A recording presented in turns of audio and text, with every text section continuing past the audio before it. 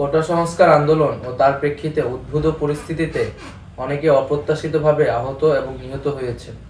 তাছাড়া রাষ্ট্রীয় স্থাপনায় অগ্নিসংযোগ সহ নানা সহিংস ঘটনা ঘটেছে। আমরা এই সকল অনাকাঙ্ক্ষিত ঘটনার তীব্র নিন্দা জানাই এবং সুষ্ঠু তদন্ত সাপেক্ষে দ্রুত বিচারের দাবি জানাচ্ছি।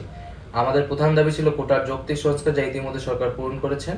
এখন শিক্ষার সুষ্ঠু পরিবেশ নিশ্চিত করার লক্ষ্যে দ্রুত শিক্ষা প্রতিষ্ঠান খুলে দেওয়ার জন্য সরকারের প্রতি জোর আহ্বান জানাই। সার্বিক স্বার্থে আমরা এই মুহূর্তে থেকে আমাদের কর্মসূচি প্রত্যাহার করছি।